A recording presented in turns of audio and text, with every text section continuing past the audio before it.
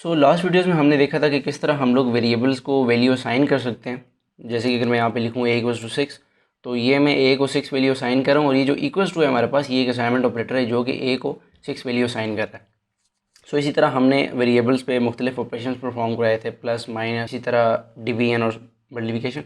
सो ये सारे हमारे पास अरिथमेटिक ऑपरेटर्स थे जिसके थ्रू हमने ये ऑपरेशन परफॉर्म कराया था। सो इस वीडियो में हम लोग देखेंगे कि रिलेशन ऑपरेटर हमारे पास क्या होते हैं। सो मैं यहाँ पे लिख देता हूँ रिलेशन ऑपरेटर्स को: greater than, less than, greater than और इक्वल टू, लेस देन और equal to, and equal to. So सबसे पहले देखते हैं कि हमारे पास ग्रेटर देन क्या है। ठीक है, मैं यहाँ पे दो वेरिएबल ले रहा हूँ, एक a = 7 एंड b = 4, और मैं यहाँ पे प्रिंट करवा रहा हूँ a is greater than b, और इसको मैं करता हूँ रन। तो जब मैंने इसको रन किया तो आप स्क्रीन पे देखिए मैं बता रहा है ट्रू।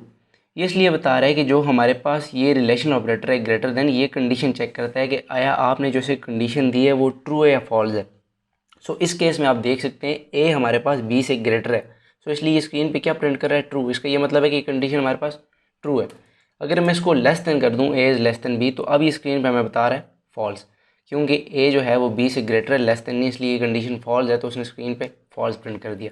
इसी तरह अगर मैं ग्रेटर देन और इक्वल टू यूज़ करना चाहता हूँ तो मैं क्या करता हूँ, इसकी वैल्यू यहाँ पे चेंज करता हूँ, यहाँ पे लिखता हूँ b = 7, ठीक है, और यहाँ पे मैं करता हूँ a इज़ लेस देन और इक्वल टू b। अगर मैं इसको रन करूँ तो आप ये देखेंगे कि हमारे पास स्क्रीन पे ट्रू आ गया। उसकी वजह ये है कि a जो है वो b से लेस तो नहीं है लेकिन b के इक्वल्स है, ठीक है, तो इसलिए ये हमें स्क्रीन पे ट्रू बता रहा है। इसी तरह अगर मैं सेम यहाँ पे ग्रेटर देन और इक्वल करता हूँ तो ये फिर भी ट्रू ही रहेगा, क्योंकि b ग्रेटर, a हमारे पास ग्रेटर भी नहीं है लेकिन उसके इक्वल है। अब सपोज अगर मैं यहाँ पे b को चेंज करता हूँ और यहाँ पे 9 कर देता हूँ, ठीक है, सो अभी हमारे पास फॉल्स प्रिंट करेगा। उसकी वजह ये कि a ना तो हमारे पास b से ग्रेटर है और ना ही b के इक्वल है। लेकिन अगर मैं ये कर दूँ a इज़ लेस देन और इक्वल टू b, तो अब आप देखिए ये ट्रू बता रहा है, क्योंकि a b के इक्वल नहीं है लेकिन b से लेस है। सो इसी तरह हमारे पास एक और रिलेशन ऑपरेटर है और वो है इक्वल्स टू। सो ये आप देख सकते हैं, ये हमारे पास इक्वल्स टू का साइन है। जब आप दो इक्वल्स टू कंबाइन करते हैं तो ये हमारे पास इक्वल्स टू होता है। जो सिंगल इक्वल का साइन है ये हमारे पास असाइनमेंट ऑपरेटर है, ठीक है, जो किसी वेरिएबल को वैल्यू असाइन करने के होता है। सो अगर मैं यहाँ पे लिखूँ a = b, तो ये हमें बताएगा फॉल्स, क्योंकि a b के इक्वल नहीं है, a तो 7 है और b 9 है। लेकिन अगर मैं दोनों को इक्वल कर दूँ और अब इसको रन करूँ तो ये प्रिंट कर रहा है ट्रू। सो ये रिलेशन ऑपरेटर हमारे पास इस तरह काम करते हैं। जब आपने किसी कंडीशन को चेक करना हो कि आया ये ट्रू है या फॉल्स है, तो आप रिलेशन ऑपरेटर का यूज़ करेंगे। सो अब हम लोग देखते हैं कि लॉजिकल ऑपरेटर्स क्या होते हैं। सो पाइथन में हमारे पास लॉजिकल ऑपरेटर हैं एंड और नॉट। अगर आप सी या C++ के बैकग्राउंड से, तो आपने देखा होगा वहाँ पे एंड इस तरह था और इस तरह और नॉट इस तरह।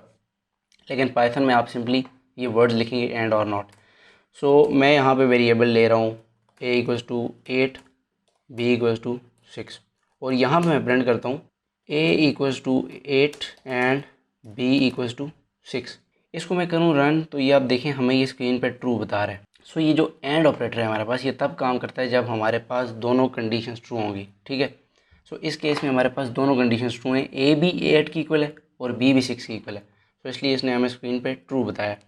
अगर मैं एक भी कंडीशन को मैं अगर फॉल्स कर दूँ, सपोज मैं यहाँ पे लिखता हूँ a = 5, अब मैं इसको रन करूँ तो अब देखिए हमें फॉल्स बता रहा है, क्योंकि हमारे पास एक कंडीशन फॉल्स होगी है। सो ये हमें स्क्रीन पे फॉल्स बताएगा। जब भी कोई एक कंडीशन फॉल्स होगी, इसके लिए मस्ट है कि सारी कंडीशन ट्रू। लेकिन अगर मैं इस एंड को और से चेंज कर दूँ कुछ इस तरह से और अब मैं इसको रन करूँ, तो एक कंडीशन फॉल्स होने के बावजूद भी ये हमें स्क्रीन पर ट्रू बता रहा है, क्योंकि और ऑपरेटर में कोई अगर एक भी कंडीशन हमारे पास ट्रू हो जाती है, एक भी कंडीशन, तो ये स्क्रीन पर ट्रू बता रहा है। इसके लिए सारी कंडीशन को ट्रू होना मस्ट नहीं है। इसी तरह मैं इसके साथ नॉट ऑपरेटर का भी यूज़ कर सकता हूँ। अगर मैं यहाँ पे बाहर कुछ इस तरह से लिख दूँ, इस सारे को ब्रैकेट के अंदर करके, और मैं यहाँ पे लिख दूँ नॉट।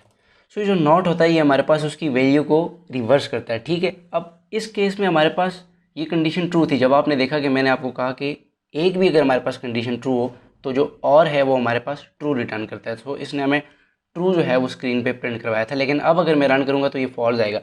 उसकी वजह ये है कि यहाँ से जब ये कंडीशन एवेल्यूएट हुई तो यहाँ से हमारे पास ट्रू आया था सारा, लेकिन ये जो नॉट है, ये इस नॉट ने क्या कर दिया, उस ट्रू को फॉल्स कर दिया।